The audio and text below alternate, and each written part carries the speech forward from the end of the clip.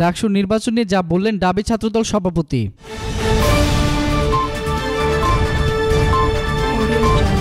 ডাকসু নির্বাচন নিয়ে আমরা অনেকবার বলেছি, দীর্ঘ ২৮ বছর পর হাইকোর্টের নির্দেশের কারণে আমরা এই নির্বাচনটা পেয়েছি।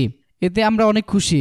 তবে এই নির্বাচনে আমাদের আশা ছিল ক্যাম্পাসের হলগুলোর মধ্যে সহাবস্থানের পরিবেশ তৈরি হবে, তবে সেটা কিন্তু হচ্ছে না। তিনি বলেন, ডাকসু শুধু ঢাকা বিশ্ববিদ্যালয়ের না, এটা সারা বাংলাদেশের। ১১ মার্চে অনুষ্ঠিত এই নির্বাচনকে ঘিরে সব ছাত্র রাজনৈতিক সংগঠনগুলোর একটা আশা আছে এই নির্বাচন সুষ্ঠু হবে, তবে এখনও কিন্তু সুষ্ঠু পরিবেশ তৈরি হয়নি। বেসরকারি একটি টেলিভিশন টকশোতে ডাকসু নির্বাচনের পরিবেশ কতটুকু আছে আলোচনায় এসে ঢাকা বিশ্ববিদ্যালয়ের ছাত্রদলের সভাপতি আল মেহেদী তালুকদার এসব কথা বলেন।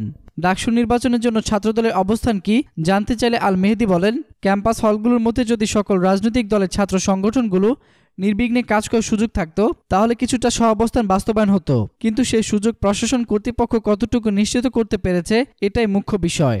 তিনি আরও বলেন, ডাকসু নির্বাচনে ইতিমধ্যে তারা ৩টি কমিটি গঠন করেছেন, ভোটের তারিখ ঠিক করেছেন। তারা ক্যাম্পাসে সহাবস্থানের বিষয়টি মোটেও গুরুত্ব দিচ্ছে না বলে মনে হচ্ছে।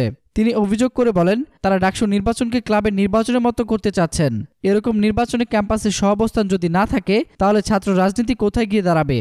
তিনি আরও বলেন, ডাকসুকে মূলত আমরা যেভাবে দেখি, বাংলাদেশের ইতিহাসে পূর্ববর্তী এবং পরবর্তী ভূমিকা কী ছিল এই জন্য আমরা আশাবাদী। সেই জায়গায় যদি আমাদের সংগঠনগুলি সুষ্ঠু নির্বাচন করতে না পারে এবং তাদের অধিকারকে গুরুত্বের সাথে না দেখে, তাহলে তো আমাদের চরম হতাশার সম্মুখীন হতে হবে। নির্বাচনে যাওয়ার বিষয়ে জানতে চাইলে বিশ্ববিদ্যালয় ছাত্রদলের সভাপতি বলেন, আমরা এখনও আশার আলো দেখছি, তবে বলতে চাই প্রশাসন শুধু নিজের পেশাদারিত্ব ঠিক রাখবেন।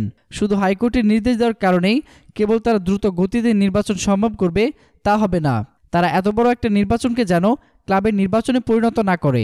বিশ্ববিদ্যালয়ে যদি সহাবস্থান আনতে পারেন তাহলে নির্বাচনে যাওয়ার বিষয়ে আমরা শতভাগ আশাবাদী। এতক্ষণ ফ্রিকি নিউজের সঙ্গে থাকার জন্য আপনাদের সবাইকে ধন্যবাদ।